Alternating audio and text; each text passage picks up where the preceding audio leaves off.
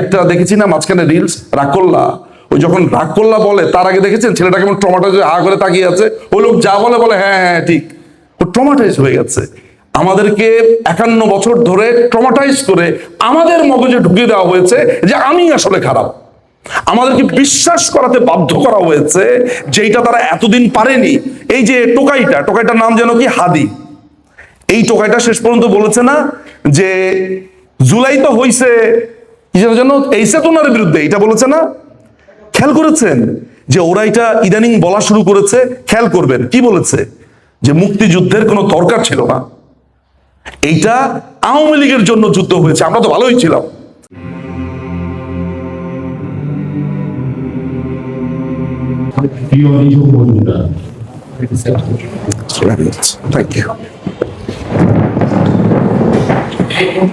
যারা এই প্রোগ্রামটা এখানে আয়োজন করলেন, যারা আয়োজক আছেন, সম্মানিত যারা আজকে আসলেন, আপনাদেরকে সবাইকে ধন্যবাদ জানাই। আমার কাছে একটা জিনিস সবসময় আমি বলি, বিশেষ করে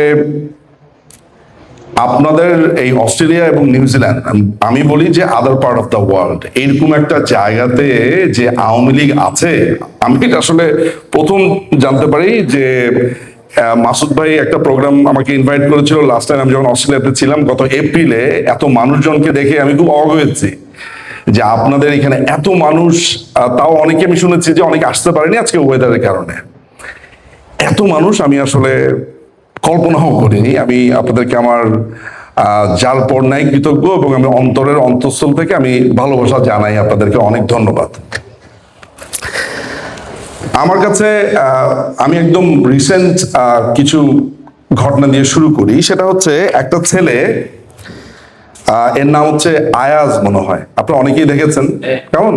সেটা হচ্ছে যে 32-এর সামনে গিয়ে আপনার দারোয়ান সেজেছে, যে 32-এর সামনে কেউ আসলে তাকে পেটানো হবে, দেখেছেন না? আচ্ছা, এর বয়স কত হবে? এর বয়স ধরেন 20 থেকে 25-এর মধ্যে, এর বেশি হওয়ার কথা না। আপনাদের আমি নিশ্চিত যারা যারা ফেসবুকে রিলস দেখেছেন আপনাদের দেখে মেজাজ কেমন খারাপ হয়েছে বা কি করতে ইচ্ছা হয়েছে, এইটা মনে হয় না ডিসকাস করার দরকার আছে। আমি আসলে ভেবেছি অন্যভাবে জিনিসটা। একটা প্রজন্ম আমাদের কাছ থেকে ঠিক এইভাবে এই যে ছুটে গেল কিভাবে? একটা ছেলে, আমি তার সাথে ভিন্ন নামে নানানভাবে যোগাযোগ স্থাপন করেছিলাম। সে একটা মিম পেজ চালাতো। তার মিম পেজের মূল টার্গেটটা ছিল বঙ্গবন্ধু, এবং এমন সব নোংরা মিম সে করতো। বঙ্গবন্ধু যে হত্যাকাণ্ডের পরে যে দোতলাতে মৃত ছিল সেইটা নিয়ে পর্যন্ত সে এমন সব মিম বানাতো। তো আমি ভিন্ন পরিচয়ে তার সাথে অনেক দিন যোগাযোগ করেছি। বয়স সম্ভবত 19 কিংবা 20 হবে। তার সমস্ত ঠিকানা এভরিথিং যা যা নেওয়া সেটা জোগাড় করেছি। আমার একটা বিস্ময় সবসময় কাজ করত যে এই যে প্রবল ঘৃণা, র্যাথ, আমি এটাকে বলি র্যাথ বলে একটা শব্দ আছে, এটা আসলো কি করে? এর কারণ হলো যে আমরা এই জাস্ট এসে জয় বাংলা করেছি, জয় বঙ্গবন্ধু বলেছি, এবং মিছিল স্লোগান এগুলা করেছি। আমরা আমাদের সন্তানদেরকে আমরা আসলে এই ভয়ঙ্কর মর্মান্তিক ঘটনাগুলো ঠিকভাবে বলতেই পারিনি। আমি এখানে অনেক চেহারা দেখছি এই জায়গাতে, যাদের আমার কাছে মনে হয়েছে, ইনফ্যাক্ট এই যে এরা দাঁড়িয়ে আছে, এরা সবাই জেনজি। আমাদেরকে একটা কথা বলা হয় যে এটা জেনজিদের আন্দোলন হয়েছে। আপনি যখনই শোনেন যে এটা জেনজিদের আন্দোলন হয়েছে, আপনার মাথাতে প্রথমেই চট করে ঢোকে, ও তাহলে আওয়ামী লীগে মনে হয় কোনো জেনজি নাই, আমরা হচ্ছি খুবই জেনজি বিহীন একটা দল, সব বুড়োদের দল আমাদের, which is not correct। আমি বরঞ্চ বাংলাদেশ আওয়ামী লীগে যারা এখন সাফার করছে এদেরকে আমি জেনজি দেখছি। এই যে আজকে যে মেয়েটাকে, দুটো মেয়েকে আজকে যে আয়াজ নামে ছেলেটাকে মারলো, কিংবা যেই ছেলেটা রিক্সা নিয়ে এসেছে, আপনি দেখেছেন তো রিক্সা নিয়ে এসছে, তার বয়স তো মনে হয় না 22-এর বেশি হবে। মানে আমি অন্তপক্ষে যা অনুমান করি 30 তো যাবেই না। আমরা আমাদের মাথার ভেতরে কয়েকটা জিনিস ঢুকিয়ে দেওয়া হয়েছে। সেটা হলো আমরা হচ্ছে ফেসিস্ট, আমরা হচ্ছি জেনজিবিহীন, আমাদেরকে কেউ সমর্থন করে না, which is incorrect এবং utterly lie। আমাদের বলার যে মাধ্যমগুলো আমাদের মধ্যে সবচাইতে বেশি লেখক লেখিকা প্রগতিশীল মানুষজন সবচাইতে বেশি আমাদের বাংলাদেশ আওয়ামী লীগের। আমাদের কবি সাহিত্যিক যারা আছে বা আমাদের যারা আছে তারা খুব নিরীহ প্রজাতির, মারামারি করতে পারে না, লাঠি নিয়ে কাউকে বাড়ি দেওয়া কিংবা চাপাতি নিয়ে কোপ দেওয়ার মতো লোকজন আওয়ামী লীগে খুব কম। আমাদের লোকজনদের বেশিরভাগই হচ্ছে প্রগতিশীল মানুষ, তারা সঙ্গীতের চর্চা করে, পড়াশোনা করে, মানে অনেকটা বলা যেতে পারে যে নীরবে নিভৃতে মুক্তিযুদ্ধ, বঙ্গবন্ধু এগুলোকে তারা ভেতরে লালন করে। ফলে যখনই প্রশ্নটা আসে যে আমাদের এত সমর্থক, এত মানুষ গেল কোথায়, আমি মাঝে মধ্যে এই ভাইবটা টের পাই যে ঘুমন্ত লাভার মতো এরা সবাই আছে। আপনারা কতগুলো মানুষ আজকে আছেন এখানে যে এই ভাঙা বাড়িটার সামনে যখন আজকে আক্রমণ করছে, অত্যাচার করছে, আপনাদের বুক জ্বলে যায়নি, ভেঙে যায়নি, কিংবা চোখের কোণায় জল জন্মেনি এমন মানুষ মনে হয় পাওয়া দুষ্কর। আমি যতবার দেখেছি ততবারই আমার কাছে মনে হয়েছে যে এই জীবিত অবস্থাতে এগুলো দেখে যেতে হচ্ছে বা দেখছি, এটা অনেক বড় একটা মানসিকভাবে একটা টর্চার। কিন্তু অন্যদিকে আমি যখন তানভীরের মতো বা স্বরূপের মতো এই ছেলেগুলোকে দেখতে পাই, বা এই যে উপস্থাপনা করলো মেয়েটি, কিংবা এই যে যারা একদম বাচ্চা যারা যারা দেখতে পাচ্ছি, মানে আমাদের কাছে তো এরা আমাদের হাফ অফ আমাদের এইজের মতো মনে হয়। হ্যাঁ, 20-22 বছর বয়স এদের। আর মানে আমি এটা দেখে আমার কাছে মনে হয় যে এই বাংলাদেশে ভেঙে পড়ার কিছু নাই। আমি আপনাদেরকে ভেঙে না পড়ার একটা উদাহরণ দেই, আপনাদের চোখের সামনে মাত্র ঘটে গেল। আপনারা সবাই বসে বসে একটু কল্পনা করেন তো, জাস্ট চোখটা বন্ধ করে, যে আপনার বাবা মাকে, ভাইকে, আপনার আত্মীয় স্বজন সবাইকে এক ভোরবেলাতে মেরে ফেলেছে। আমাকে যদি জিজ্ঞেস করেন যে আমার ক্ষেত্রে এরকম ঘটতো, আমার কাছে মনে হতো যে পুরো বাংলাদেশকে পেট্রোল দিয়ে জ্বালিয়ে দিই। মানে আমি অন্তত পক্ষে এইভাবে ভাবতাম, এবং আমি মনে করতাম বাংলাদেশ একটা চরম অকৃতজ্ঞ জাতি, এই জাতি কোনো ভদ্রলোকের জাতি না, এইটা আমার মনে হতো, কারণ আমি সাধারণ মানুষ। অথচ আপনাদের সামনে যে এই মানুষটি এতক্ষণ কথা বললেন, একটাবারও দেখলেন যে তিনি ভেঙে পড়েছেন বলে মনে হলো? হ্যাঁ, আবেগে তিনি আপ্লুত হয়েছেন, ভেঙে পড়েছেন বলে মনে হলো? আপনাদের মনে হয়েছে? আমি জানি না, আপনারা শুনেছেন তো। গত 45 বছর ধরে এই দেশে রাজনীতি করছেন, সমস্ত কিছু হারিয়ে তিনি এখনো দেশের মানুষের কথা চিন্তা করছেন। আপনাদেরকে ডিরেকশন দিল যে এই যে মানবাধিকার লঙ্ঘন হচ্ছে, এগুলো গিয়ে বলবে তোমরা। এবং উনার থেকে, উনার কণ্ঠ আজকে এই ঘটনা থেকে শিক্ষা নেন, সেটা হচ্ছে হারাবার কিছু নেই, ভেঙে যাবার একেবারেই কিছু নাই। আমি এখন একটু ইন্টারাকশন করি আপনাদের সাথে, একটু বোঝার চেষ্টা করি। সেটা হলো যে এইখানে কতজনের ধারণা আছে, গতকালকেও একটি প্রোগ্রামে জিজ্ঞেস করেছিলাম, কতজনের ধারণা আছে যে 15ই অগস্ট 1975 সালে কতজনকে মেরে ফেলা হয়েছে? আপনাদের এখানে যদি কারো ধারণা থাকে তাহলে একটু হাত তুলবেন, এক্সাক্ট ফিগার যাদের জানা আছে। কারো জানা আছে? নেই? আচ্ছা, না জানা, আমার কাছ থেকে শুনলেও বলা যেতে পারে, কোনো সমস্যা নাই। এবং কতজন আহত হয়েছে? 25? হাত তুলেছে মাসুদ ভাই।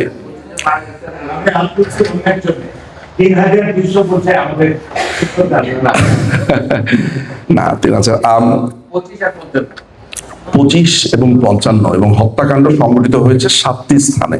অনেকেই জানে না 7টি জায়গাতে যে হত্যাকাণ্ড সংঘটিত হয়েছে। কিন্তু এইটা খুবই দুঃখজনক একটা ব্যাপার যে সবার হাত অ্যাটলিস্ট আমি এক্সপেক্ট করেছিলাম, সবার হাতটা দেখতে পাইনি। আমি আসলে কাউকে বিব্রত করবার জন্য প্রশ্নটা করিনি। আমার কাছে মনে হয় এইটাও একটা লেসন আমাদের জন্য। সেটা হচ্ছে যে খেয়াল করে দেখেন এখানে কতজন আছে, আমি কাউন্ট করতে পারি না, কিন্তু যতজন আছেন প্রত্যেকেই এক একজন সম্ভাব্য প্রচার যন্ত্র হতে পারতেন। আপনার তো দরকার নাই টেলিভিশনে কি বলবে না বলবে এটা বলার জন্য। প্রত্যেকে এক একটা সংঘ, এক একটা চ্যানেল হয়ে যেতে পারতেন, যেটা আমরা অনেকেই পারিনি। এটা আমার নিজেরও ব্যর্থতা আমি মনে করি, তাই না? আমার নিজেরও ব্যর্থতা। আমি আপনাদেরকে কেন বলবো? তো আমার কাছে মনে হয় যে আমরা যদি তথ্য জানি, তাহলেই আমাদের সন্তানদের আমরা তথ্যটা বলতে পারবো। এই যে এখানে দেখলাম যে রঙের ব্যবস্থা করা হয়েছে, ছবি আঁকার মনে হয় বাচ্চাদের ব্যবস্থা করা হয়েছিল না? এটি একটি অসাধারণ কাজ এবং বাচ্চাদের মগজে মননে ঢুকিয়ে দিতে হবে বঙ্গবন্ধুর কথা। দেখেন, ওই দিন ওই 15 তারিখে ওরা 7টা জায়গাতে আক্রমণ করে। আমি নামগুলো বলছি। 32 নাম্বার বঙ্গবন্ধুর 677 নম্বর বাড়িতে আক্রমণ করা হয়। সোবানবাগ মসজিদের যে গলিটা আছে, মানে এখান দিয়ে পাশের যে রাস্তাটা আছে, সেই জায়গাতে আক্রমণ করা হয়। সেখানে খুন করা হয় কর্নেল জামিল উদ্দিন মিঠু, উনাকে জামিল উদ্দিন আহমেদ মিঠু, উনাকে খুন করা হয়। দুটো জায়গা বললাম। 3 নম্বর জায়গা হচ্ছে যেখানে প্রথম আক্রমণ করা হয়েছিল, খুনিরা প্রথম আক্রমণ করেছিল, সেটি হচ্ছে ধানমন্ডি 13/13 যে রাস্তাটা আছে ওইটার 170 নম্বর বাসা, শেখ মনি যুবলীগের প্রতিষ্ঠাতা। এই জায়গাতে দুজনকে হত্যা করা হয় বলে দীর্ঘ সময় পত্রিকা লিখেছে যে শেখ মনি এবং শেখ আরজু মনিকে হত্যা করা হয়েছে, কিন্তু আমি বলি 3 জনকে হত্যা করা হয়েছে। কারণ বেগম আরজু মনি তিনি সন্তান সম্ভবা ছিলেন, তিনি প্রেগনেন্ট ছিলেন, ফলে এখানে 3টি, একজন অনাগত শিশু সহ 3 জনকে হত্যা করা হয় এই বাড়িতে। এরপরে 27 মিন্টু রোডে আব্দুর রব সেনিয়াবাদ তৎকালীন বন্যা ও সেচ নিয়ন্ত্রণ মন্ত্রী, তার বাড়িতে আক্রমণ করা হয় এবং 8 জনকে সেখানে মেরে ফেলা হয়। এবং সুকান্ত বাবু, আপনারা জানেন আবুল হাসান আব্দুল্লাহর কনিষ্ঠ সন্তান, তার বয়স সম্ভবত 6 কিংবা 7 ছিল, সুকান্ত বাবুকে সেখানে হত্যা করা হয়। এবং কয়েকজন গ্রাম থেকে, বরিশাল থেকে এসেছিল, তাদেরকে সেখানে হত্যা করা হয়। ওদের একটা বিয়ের প্রোগ্রামও ছিল সম্ভবত। এরপর নিউ মডেল ডিগ্রি কলেজ না, আপনার শুক্রবারের স্কুল একটা আছে না, যে কলাবাগানের ওই মোড়টাতে, এইখান থেকে নিউ মডেল ডিগ্রি কলেজ একটা হচ্ছে স্কুল, ওই যে মানিক মিয়া অ্যাভিনিউতে, আরেকটা হচ্ছে যেটা 32-এ ঢোকার আগে উল্টা দিকে। এইখান থেকে কামানের গোলা ছোড়া হয়। খেয়াল করে দেখেন, কল্পনা করেন, আপনারা যারা ঢাকাতে ছিলেন জানেন, একটু কল্পনা করেন ধানমন্ডি থেকে গোলা ছোড়া হয়েছে, এটা অল দা ওয়ে গিয়ে পড়েছে শেরশাহশুলী রোডে এবং শাহজাহান রোডে। আপনারা নিশ্চয়ই মাহমুদপুরের রাস্তাগুলো সম্পর্কে জানেন। আমি যেহেতু ওইখানকার স্টুডেন্ট ছিলাম, আমি আসলে কল্পনা করতে পারি। আমি রেসিডেন্সিয়াল মডেলে পড়েছি, ফলে ওই রাস্তাগুলো আমার এত চেনা। গোলা এসে সেখানে পড়েছে, 4টা বাড়িতে অ্যাটাক করেছে। এবং এটাও আপনারা জেনে রাখেন, এই তথ্যগুলো জরুরি। 15ই অগাস্ট 1975 তারিখে সর্বকনিষ্ঠ যেই শিশুটি মারা গেছে তার বয়স 13 মাস ছিল, মায়ের কোলে বাচ্চাটি ছিল এবং তার মৃতদেহ পাওয়া গেছে মাকে জড়িয়ে ধরে থাকা অবস্থাতে। এই হচ্ছে 15ই অগাস্ট।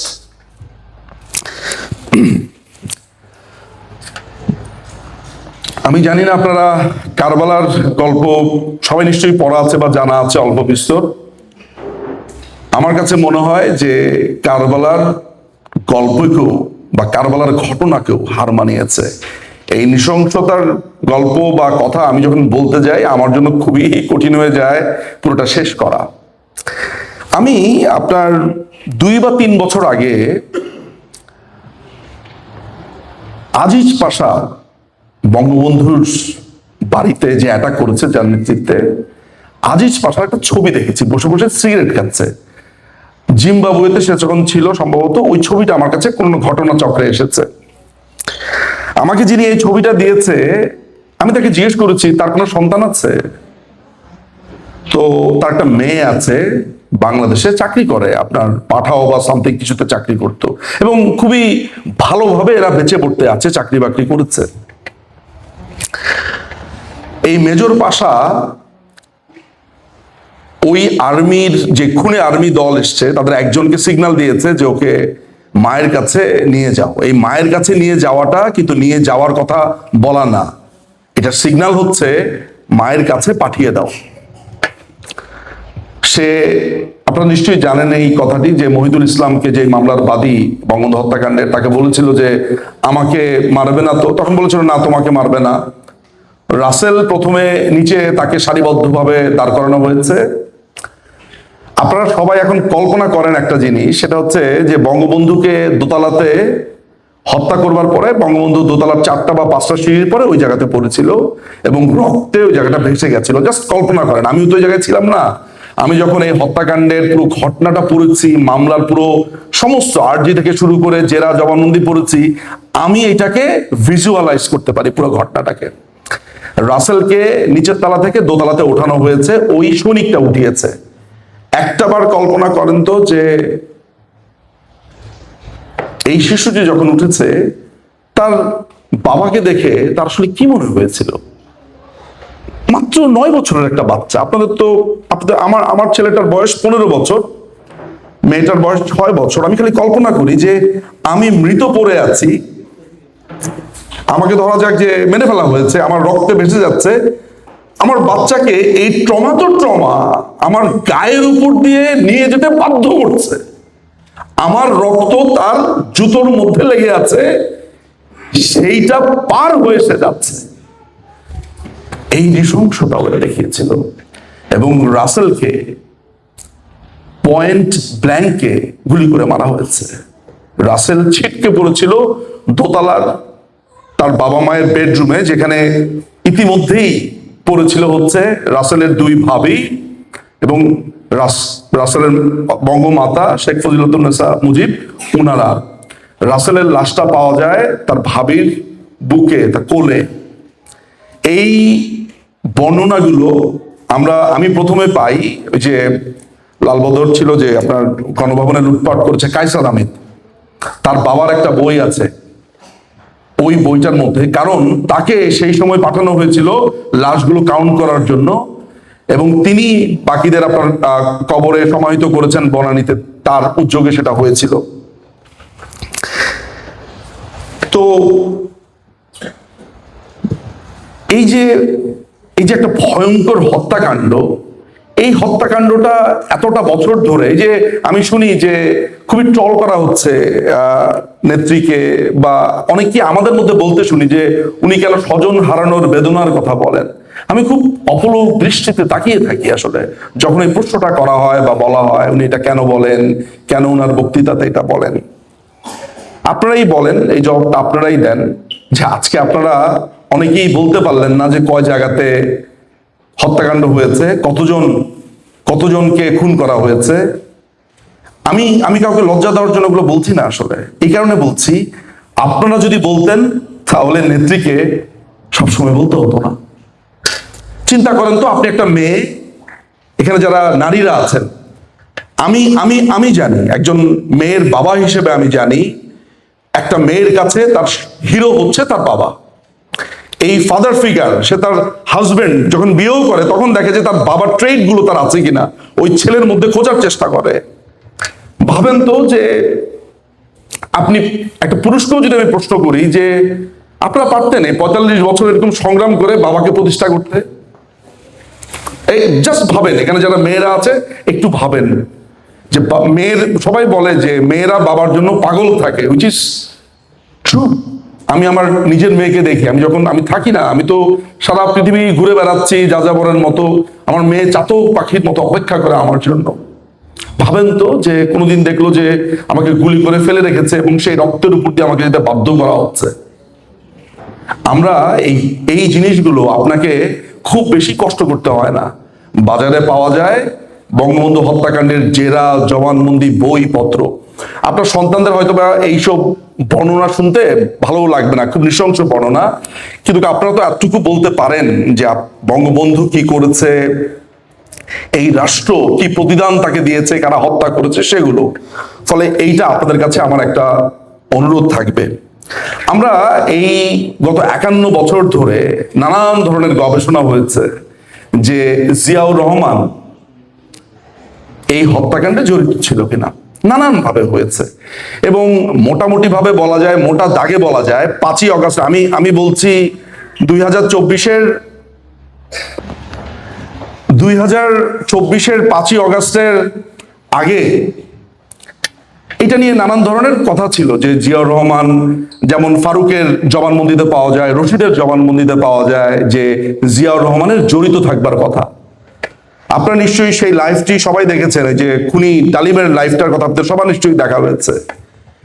প্যান্ডোরার বাক্স ওপেন করা বলি আমরা সেই দিন প্রথমবারের মতো জানতে পারলাম যে বঙ্গবন্ধুকে হত্যা করবার প্ল্যান হয়েছে মুক্তিযুদ্ধের সময়। যারা লাইভটা দেখেন নাই তারা লাইভটা দেখে নেবেন। এইটা আপনাদেরকে একটু সংবিধিবদ্ধ সতর্কীকরণটাও বলে দিচ্ছি যে এই লাইভটা খুবই ট্রমার একটা লাইভ। একটা খুনি কথা বলছে আর আরেক সাগরেদ তার সাক্ষাৎকার নিচ্ছে এবং খুবই নোংরা ভাষাতে, অঙ্গভঙ্গি সবকিছুই নোংরা। কিন্তু আপনাদেরকে ইতিহাস জানার জন্য লাইভটা দেখতে হবে। ওইখানে ডালিম বলছে যে বঙ্গবন্ধুকে হত্যা করবার পরিকল্পনা হয়েছে ভারতের পশ্চিমবঙ্গের কল্যাণীতে, এবং সেটা মুক্তিযুদ্ধের সময়। তাহলে আপনাকে যে ভূগোল বোঝায়, প্রতিদিন ভূগোল বোঝায় না যে রক্ষী বাহিনী, তারপরে কি যেন বলে, দুর্ভিক্ষ হয়েছে, রক্ষী বাহিনী, বাকশাল, এগুলা বলে না, বাকশাল টাকশালের কথা বলে না। যদি খুনির বয়ানে এইটা সত্যি হয় যে মুক্তিযুদ্ধের সময় বঙ্গবন্ধুকে হত্যা করবার প্ল্যান করা হয়েছে, তাহলে বাকশালের অস্তিত্ব আর কোথায়? তার মানে হলো আপনাকে খুন করবার পর খুনি ছুতা বের করছে, দেখতে খুব একটা ভালো ছিল না তাই খুন করছে। ব্যাপারটা তাই, এক্স্যাক্টলি তাই। এই কথাগুলো আমরা মানুষের সামনে বলবো। কেন বলবো? কারণ আমাদেরকে বাকশালের অভিযোগ দেওয়া হয়। আমি এখন যদি আপনাদেরকে জিজ্ঞেস করি যে আপনারা বাকশালের গঠনতন্ত্র কয়জন পড়েছেন, আমি জানি যে আমি আরেকবার হয়তো আপনাদেরকে বিব্রত করব। এটা আমার অভিজ্ঞতা হয়েছে, কারণ আমরা আমাদের সন্তানদেরকে এইসব তথ্য কখনো দেইনি। বাকশাল, রক্ষী বাহিনী, প্রত্যেকটা মিথ তারা তৈরি করেছে আমাদের জন্য, এবং আপনার মগজের মধ্যে ঢুকিয়ে দেওয়া হচ্ছে যে এই আন্দোলন করেছে জেনজি, আওয়ামী লীগের মধ্যে কোনো জেনজি নাই, আমরা হচ্ছে ফেসিস্ট, আমরা হচ্ছে খুন করেছি, আমরা বাকশাল বানিয়েছি, আমরা রক্ষী বাহিনী বানিয়েছি। আপনি হা করে তাকিয়ে থাকেন, বিকজ আপনিও ট্রমাটাইজ হয়ে যাচ্ছেন। ওই যে একটা দেখেছি না মাঝখানে রিলস, রাগকল্লা, ওই যখন রাগকল্লা বলে তার আগে দেখেছেন ছেলেটা কেমন ট্রমাটাইজ হা করে তাকিয়ে আছে, ওই লোক যা বলে বলে হ্যাঁ হ্যাঁ ঠিক, ও ট্রমাটাইজ হয়ে গেছে। আমাদেরকে 51 বছর ধরে ট্রমাটাইজ করে আমাদের মগজে ঢুকিয়ে দেওয়া হয়েছে যে আমি আসলে খারাপ। আমাদেরকে বিশ্বাস করাতে বাধ্য করা হয়েছে যেটা তারা এতদিন পারেনি। এই যে টোকাইটার নাম যেন কি, হাদি। এই টোকাইটা শেষ পর্যন্ত বলেছে না যে জুলাই তো হইছে যেন এই চেতনার বিরুদ্ধে, এটা বলেছে না? খেয়াল করেছেন যে ওরা এটা ইদানিং বলা শুরু করেছে? খেয়াল করবেন কি বলেছে, যে মুক্তিযুদ্ধের কোনো দরকার ছিল না, এইটা আওয়ামী লীগের জন্য যুদ্ধ হয়েছে, আমরা তো ভালোই ছিলাম। একটা রাজাকার দা গ্রেট একটা নতুন আবিষ্কার হয়েছে, যে শাহরিয়ার কবির, দেখেছেন তো টিভির মধ্যে, আর এই যে ফুয়াদ, এদের নাম আমি মুখে নিতে চাই না, এরা কিন্তু এখন বলা শুরু করেছে যে মুক্তিযুদ্ধের কোনো দরকার ছিল না, এটা আওয়ামী লীগের দরকার ছিল। এটাই তো বলার চেষ্টা করা হচ্ছে। আমরা ট্রমাটাইজ হয়ে এগুলো শুনছি। আমরা কিছুক্ষণ আগে বাবু ভাই বলছিলেন আমাকে যে যদি ওই যে আমরা যখন ডকুমেন্টে দেখছিলাম, বাবু ভাই বলছেন আক্ষেপ করে যে এগুলো সবগুলোর যদি কপি করে রাখতাম আমরা, মানে বঙ্গবন্ধুর বাড়িতে যা হয়েছে। আচ্ছা, আমরা কে কবে কোনোদিন ভেবেছিলাম যে 32-এও বাঙালি আক্রমণ করতে পারে? না, আমার কাছে মনে হয়েছে যে তাই তো, কপি করে রাখলেই মনে হয় ভালো, কিন্তু ভাবেই তো নাই, কিন্তু ভাবা উচিত ছিল। এই কারণে ভাবা উচিত ছিল যে যেই জাতি তার তার রাষ্ট্রের নায়ককে, তার রাষ্ট্র গঠনের নায়ককে, জাতির পিতাকে হত্যা করতে পারে, সে তো বাসা ভেঙেই দিতে পারে। ফলে আমার কাছে যেটা মনে হয় যে আপনি দেখেন যে আজকে আমাদেরকে ফেসিস্ট বলছে। ফেসিজমের চিহ্নগুলো কি কি? জাতীয়তাবাদ, আলট্রা ন্যাশনালিজম। আলট্রা ন্যাশনালিজম হচ্ছে একটা অসুস্থতা। আমি আমি আমি আমি সারাক্ষণ করতে থাকে। দেখেন প্রথম বাংলাদেশ আমার, শেষ বাংলাদেশ, সারাক্ষণ খালি জিয়া রহমান এই গান শুনতো না? ওর মাথার মধ্যে এটা, এর মানে হচ্ছে এমন যে নিজের দেশকে নিয়ে কথা বলাটা অন্যায় না, কিন্তু আমি ছাড়া আর কেউ নাই, বাকি সব শত্রু। এইটা হচ্ছে আলট্রা ন্যাশনালিজম। এটা হিটলারের মধ্যে ছিল, মুসলিনের মধ্যে ছিল। এদের দলটার নামও জাতীয়তাবাদী দল। আপনারা এই জিনিসগুলো বলবেন। সেকেন্ড, ওরা একটা অদৃশ্য শত্রু তৈরি করে। আমাদের দেশের অদৃশ্য শত্রুটা কাকে তৈরি করা হয়েছে বলেন দেখি আপনারা? একটা রাষ্ট্রকে করা হয়েছে। রাষ্ট্রের নাম কি? ইন্ডিয়া। ফেসিজমের যে ক্যারেক্টার আছে আপনারা যদি পড়েন তাহলে দেখবেন ফেসিজমের একটা বড় ক্যারেক্টার হচ্ছে যে সে জাতীয়তাবাদী হয় আলট্রা, এবং সে একটা অদৃশ্য শত্রু তৈরি করে, এবং এই অদৃশ্য শত্রুকে সে দেখায় এই হচ্ছে আমার শত্রু, ওরে মারতে হবে। ঠিক আছে? সো আমরা, মজার ব্যাপার হচ্ছে আমাদেরকে যেগুলো বলে বিদ্ধ করে আসলে ওগুলা ওরাই। আপনি আর আমরা দুজন আমরা যে সবাই মিলে ট্রমাটাইজ হয়েছি, তাই আমরা ওদেরকে চোখে আঙ্গুল দিয়ে দেখিয়ে দিতে পারিনি।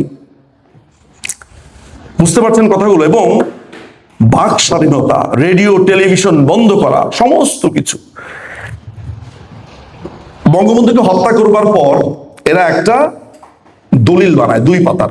দেখেন, আমি বক্তব্য বেশি দীর্ঘায়িত করব না, এই স্টোরিটা বলে শেষ করব। সেটা হচ্ছে বঙ্গবন্ধুকে হত্যা করবার পরে ওরা 2 পাতার একটা দলিল বানায়। এই দলিলের নাম হচ্ছে ইনডেমনিটি অধ্যাদেশ। এই ইনডেমনিটি অধ্যাদেশের আপনার সেকেন্ড পাতাতে যদি সেকেন্ড প্যারাটা পড়েন, আপনার ইন্টারনেট থেকে নিয়ে এখনই পড়তে পারেন, দেখবেন সেখানে লেখা আছে যারা যারা হত্যা করেছে এদের প্রত্যেককে সনদপত্র দেওয়া হবে।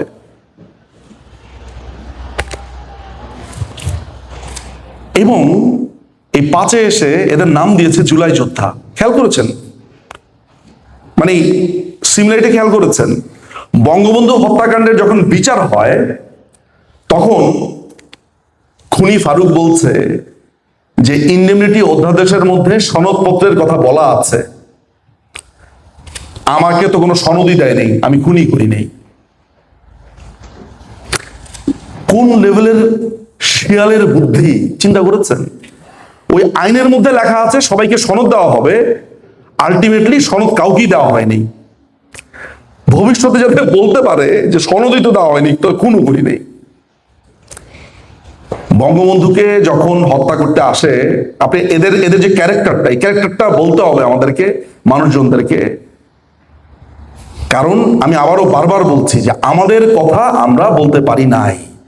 বঙ্গবন্ধুকে হত্যা যখন করতে আসে, বঙ্গবন্ধু প্রথমে রমার কাছে এবং সেলিমের কাছে, তাদের বাসাতে যে সাহায্যকারী ছিল, রমার কাছে বঙ্গবন্ধু বলে আমার পাইপটা নিয়ে আয়।